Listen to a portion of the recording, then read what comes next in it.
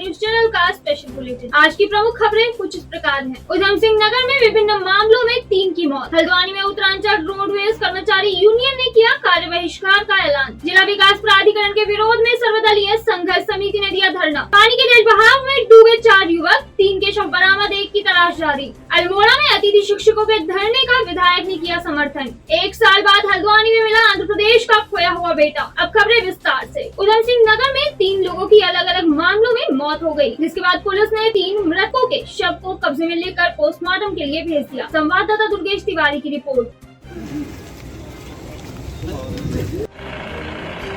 जिसमें असामयिक मृत्यु जो है नेचुरल डेथ हुई है, उसमें एक बड़ा चौकी क्षेत्र का प्रकरण है जिसमें एक एक्सीडेंट में मृत्यु हुई है एक व्यक्ति की, जो कि नीलगाय के सामने आने से जिसकी मृत्यु हुई है, जो कि 4-5 चश्मदीद वहाँ पर हैं जिन लोगों ने इस घटना को देखा, उसके आधार पर हम लोग को ये जानकारी मिला है। बाकी पंचायतनामा पोस्टमार्टम की कार्रवाई की जाएगी।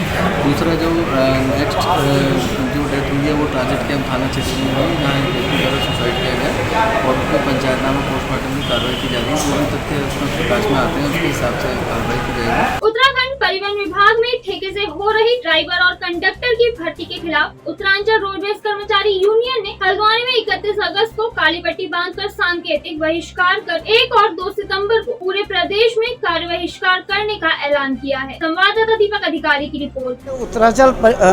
उत्तरांचल रोडवेज कर्मचारी यूनियन द्वारा पूरे प्रदेश में एक प्रदेश व्यापी आंदोलन छेड़ा गया है। ये एजेंसी प्रथा जो परिवहन निगम में लाई जा रही है और 3500 कर्मचारी विशेष श्रेणी के संविदा के इसमें कार्यरत हैं, चालक हैं, परिचालक हैं और कार्यशाला में कार्यरत हैं। ये विगत 2005 से नियमितकरण के लिए भटक रहे हैं कि हमें नियमित किया जाए, लेकिन राज्य सरकार और निगम प्रबंधक बिल्कुल सोया हुआ है। उन्होंने आज विगत 10 दिन पहले एजेंसी की वो विज्ञप्ति निकाली और एजेंसी के माध्यम से 600 कर्मचारी की फिर भर्ती चालू की जा रही है। इसका यूनियन पूरे प्रदेश में विरोध कर रही है। मैं आप लोग के माध्यम से इतना ही कहना चाहता हूँ, निगम प्रबंधक और राज्य सरकार इसको अपने आदेश को वापस लें और जो पहले ये कर्मचारी है इनको नियमित करें, उसके बाद कोई भी भर्ती प्रक्रिया है उसे चालू करें। कर्मचारी यूनियन द्वारा एजेंसी के विरोध में आंदोलन किया रहा है, उसी के संबंध में कुमाऊं में भी जो है आंदोलन की आज रणनीति तैयार की गई है। कुमाऊं मंडल में लगभग हमारी 11 शाखाएं जो है, इनके शाखाओं के अध्यक्ष मंत्री की संयुक्त रूप से बैठक कराई गई, जिसमें कुमाऊं मंडल में जो 31 तारीख और 1 तारीख 2 तारीख को जो हमारा आंदोलन है, तीनों आंदोलन चरणबद्ध तरीके से सफल हो चुके हैं। परिवहन निगम में हमारी मांग है कि जो पूर्व में 3500 अस्थायी कर्मचारी कार्य थे उन्हें नियमित किया जाए, जिसके माननीय उच्च न्यायालय द्वारा पूर्व में नियमितीकरण और समान वेतन समान कार्य के आदेश दिए गए थे। हमारे मैनेजमेंट से मांग है कि उस आदेशों का पालन किया जाए, उसके पश्चात जो परिवहन निगम में भर्ती की जाए। इससे पूर्व में भी जो है एजेंसी प्रथा परिवहन निगम में आई थी, तो न्यायालय द्वारा आदेश दिए थे परिवहन निगम में एजेंसी में जो भर्ती ना की जाए, परंतु इस बार मैनेजमेंट निगम मुख्यालय द्वारा जो है माननीय उच्च न्यायालय के आदेशों की अवहेलना करते हुए परिवहन निगम पुनः एजेंसी प्रथा लाई गई, जिसका यूनियन पुरजोर विरोध करती है। परिवहन निगम द्वारा एक तुगलकी फरमान जारी हुआ है, जिसमें एक एजेंसी प्रथा द्वारा यहाँ पे लोगों को भर्ती किया जा रहा है और जो हम पुराने लोग यहाँ पे विशेष श्रेणी के 10-10, 15-15 सालों से काम कर रहे हैं, तो उन्हें नियमितीकरण कर बिल्कुल आगे वो कोई भी प्रावधान नहीं है और दोबारा से जो यहाँ पे ठेका प्रथा स्टार्ट हो रही है, तो उसी के विरोध में हम आज यहाँ पे हल्द्वानी में आए हुए हैं और ये हमारा आंदोलन आगे को भी जारी रहेगा। 31 तारीख को हमें हमारी यूनियन द्वारा जो आगे को बताया जाता है कि भैया ऐसे विरोध करना है, 31 तारीख को यहाँ पे बाहों में काली पट्टी बात के वो करना है और 1 और 2 तारीख को हमारा पूरे यहाँ पे कार्य बहिष्कार रहेगा, जिसमें हम पूरा सहयोग देंगे।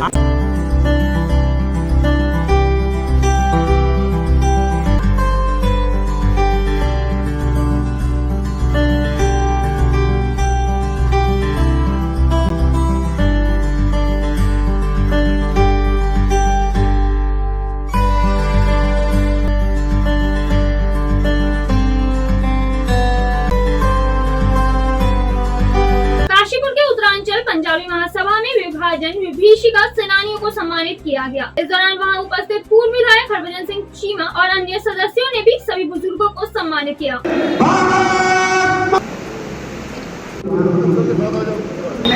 उत्तरांचल पंजाबी महासभा ने प्रदेश के मुखिया माननीय पुष्कर सिंह धामी जी के नेतृत्व में एक विशाल कार्यक्रम रुद्रपुर में किया, जिसमें प्रदेश के जितने भी हम रजिस्टर कर सके, हमने लगभग 1200 लोगों को उसमें जो 75 साल की उम्र से ज़्यादा थे और जो अविभाजित हिंदुस्तान में पैदा हुए थे पार्टीशन होने से आज़ादी से पहले, उन लोगों को सम्मानित किया। उनको हमने एक स्मृति चिन्ह दिया और माननीय मोदी जी ने उनको सम्मान के रूप में विभाजन विभीषिका सेनानी का एक दर्जा दिया। जैसे स्वतंत्रता सेनानी के रूप में उनको स्वीकार करके पूरे देश का सम्मान उनको दिया। उस दिन हमारे काशीपुर नगर से जो बुजुर्ग अपनी सेहत के कारण नहीं पहुंच पाए थे, उनके मोमेंटो के लिए आज का दिन हमने रखा। आज लगभग हमने 65 ऐसे बुजुर्गों को जो वहाँ नहीं पहुँच सके उनको दिया। अभी भी 30 के करीब कुछ और बुजुर्ग रह गए हैं, उनको अभी हमें उनके घर पे ये भिजवाएंगे। बहुत अच्छा लगा ये प्रोग्राम जो आज हुआ है, ये हमें बहुत गौरवान्वित करने वाला है, क्योंकि आज से पहले हमारे जो बुजुर्ग पाकिस्तान से आए हैं, जिन्होंने इतना संघर्ष किया है, इतना स्ट्रगल किया है और सब कुछ छोड़कर वो अपने धर्म की खातिर, अपने देश की खातिर यहाँ पर अपने बच्चों को लेके बड़ी मुश्किल से यहाँ पहुँचे हैं। तो आज उनका जो सम्मानित किया गया है, बड़े गर्व की बात है। हमारा दिल इतना खुश हो रहा है, जिन्होंने इतना स्ट्रगल किया, आज उनको भी सम्मान मिला। अच्छा लगा। कहूँगी कि हमारे जो जज साहब ने काम किया है, आज बच्चों को बुला के उनको वेलकम किया, ये बहुत अच्छा काम है।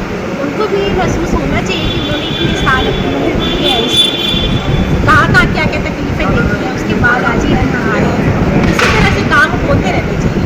एक महिला देखिए, हमारा महिला लेडीज़ का है, महिला पंजाबी महासभा है कि जेंट्स का महिला। आज हम लोगों ने मिलकर ये सब किया।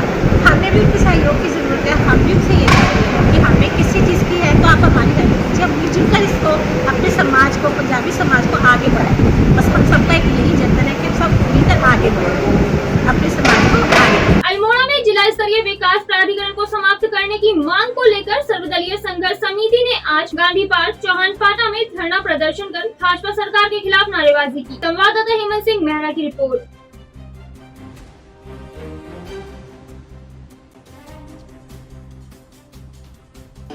प्रदेश के परिवहन क्षेत्र में हुए कई सुधार, दुर्घटनाओं पर लगी लगाम और न ही प्रदेशवासियों को होगी अब कोई भी समस्या। उत्तराखंड सरकार के कई बड़े फैसले और कोशिशों का है ये परिणाम कि अब उत्तराखंड परिवहन में आ रहे हैं कई बड़े और अच्छे बदलाव। अब जनता और शासन के बीच पारदर्शिता को मिल रहा है बढ़ावा, जहां हर समस्या का होगा बेहतर समाधान और होगा उसका सही समय पर निदान, जिसके अंतर्गत ई चालान व्यवस्था का हुआ शुभारंभ। साथ ही परिवहन कार्यालयों में सिमुलेटर्स के माध्यम से होगी अब परीक्षा। ऑनलाइन से चीज़ें बहुत आसान हो गई है। मैं उत्तराखंड सरकार को धन्यवाद करना चाहूँगी कि ये सब कुछ ऑनलाइन कर दिया है। इससे काफ़ी फैसिलिटीज़ एक आम जनता को हुई है, उनको परेशानी नहीं होती। अब हम ऑनलाइन प्रोसीजर पूरा फॉलो कर सकते हैं, उससे पैसा भी बच रहा है और टाइम भी बच रहा है। इसके साथ ही चालकों की उच्च प्रशिक्षण व्यवस्था की ओर भी दिया गया है पूरा ध्यान, जिसके लिए सरकार ने चालकों को पहाड़ी मार्ग में वाहन चलाने की दृष्टि से देहरादून में चालक प्रशिक्षण संस्थान में की हिल ट्रैक की स्थापना। साथ ही SMS सेवा की भी हुई शुरुआत, ताकि समय पर पूरे हों आपके सभी काम। दुर्घटना के शिकार हुए लोगों को मिली राहत दुगनी। साथ ही स्मार्ट कार्ड, DL और RC की सुविधा की भी हुई शुरुआत। सरकार का हम धन्यवाद करेंगे बहुत जिसने ऑनलाइन करने से कम दलाली 20 की काट दिए। अब डीलर पॉइंट डेटा एंट्री से वाहनों का पंजीकरण हुआ आसान। CCTV, ड्रोन कैमरा, इंटरसेप्टर की तैनाती से सड़क सुरक्षा होगी मजबूत। कानून तोड़ने वालों पर कसेगा शिकंजा। लेकिन इसके साथ ही आप भी सरकार के इस कार्य में मिलाएं कदम से कदम और दें अपना पूरा योगदान। वाहन की गति ना हो कभी ज्यादा, वाहन चलाते समय मोबाइल फोन का ना करें इस्तेमाल और नशे में वाहन चलाने की करें ना कभी भूल। अगर आप भी इस ओर योगदान दें अपना, तभी उत्तराखंड सरकार का पूरा होगा ये सपना। उत्तराखंड परिवहन होगा अब सुदृढ़, दुर्घटना कम और सुरक्षा होगी ज्यादा। यही है उत्तराखंड सरकार का वादा। एक साल पहले आंध्र प्रदेश का एक युवक अपने परिवार से अलग हो गया था, जिसके बाद आज युवक का परिवार उसके बारे में पता चलने पर उससे मिलने हल्द्वानी पहुंचा। युवक समाज सेवी योगेश जोशी को काठगोदाम में विक्षिप्त अवस्था में दिखा था, जिसके बाद योगेश ने उसे सेवा केंद्र में भर्ती कराया था। संवाददाता दीपक अधिकारी की रिपोर्ट।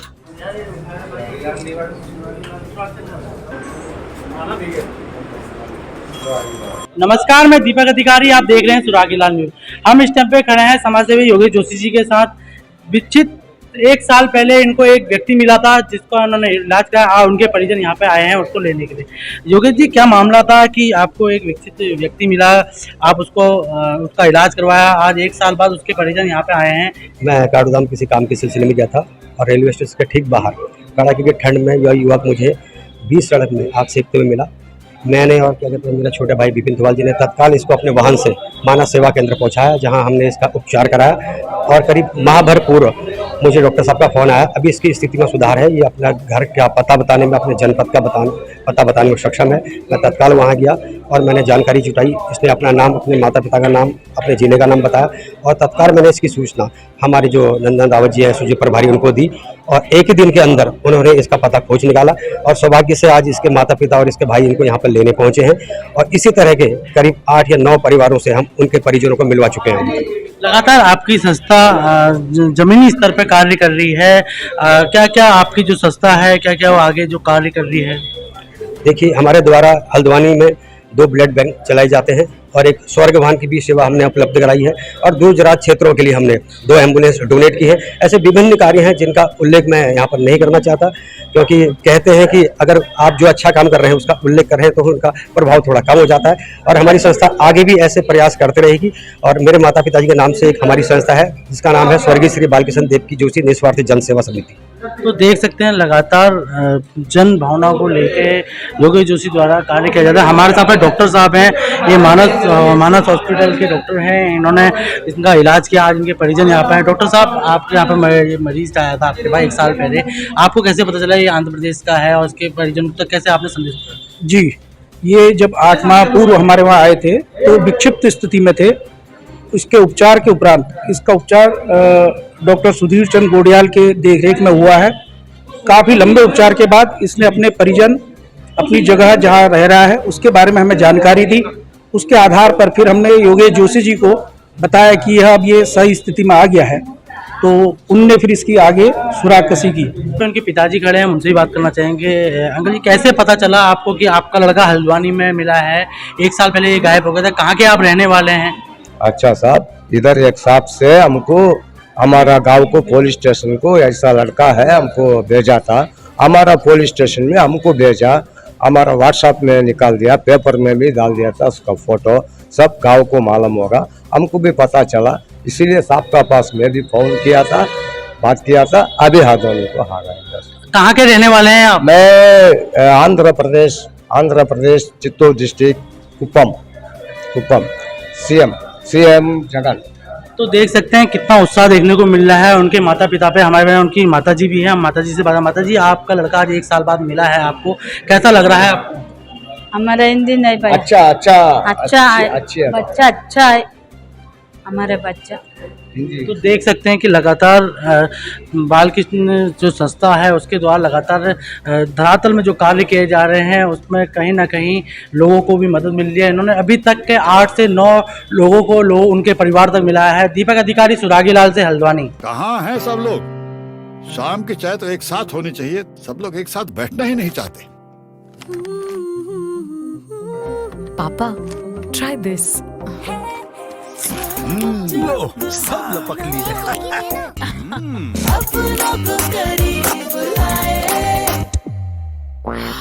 ये क्या हाल कर दिया है रूम का? बस कल से चाय मेरे रूम में। देवरपन नमकीन को करीब लाए। पुलिस प्रशासन के मना करने के बावजूद भी नदियों में नहाने के दौरान डूबने की घटनाएं कम नहीं हो रही हैं। पिछले 24 घंटों में नैनीताल अल्मोड़ा बॉर्डर के भुजान और रानीबाग काठगोदाम में 4 लोग डूब गए, जिनमें से 3 के शव बरामद किए जा चुके हैं, जबकि एक शव की तलाश कोसी नदी में एसडीआरएफ द्वारा की जा रही है। संवाददाता दीपक अधिकारी की रिपोर्ट।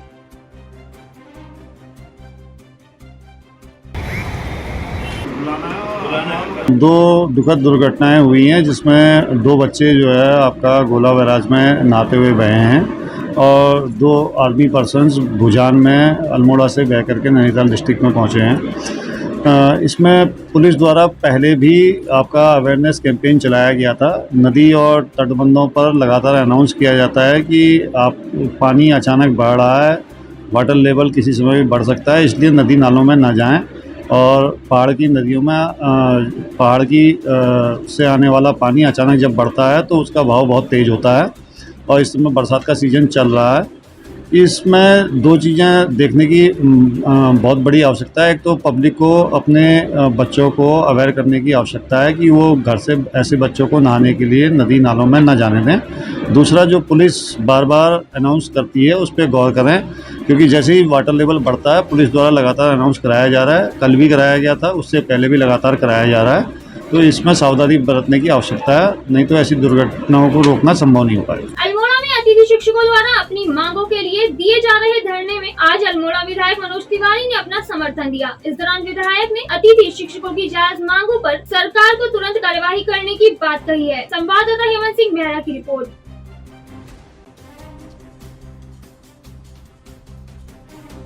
अल्मोड़ा जिलाधिकारी वंदना सिंह ने नवीन कलेक्ट्रेट में उद्योग मित्रों के साथ बैठक कर उद्यमियों की हर समस्या का समाधान करने की बात कही। इस दौरान जिलाधिकारी ने कहा कि किसी आवेदन में बैंक तथा विभागीय कार्यवाही में असमानता पाए जाने पर उसका समिति बनाकर निस्तारण किया जाए। संवाददाता हेमंत सिंह मेहरा की रिपोर्ट।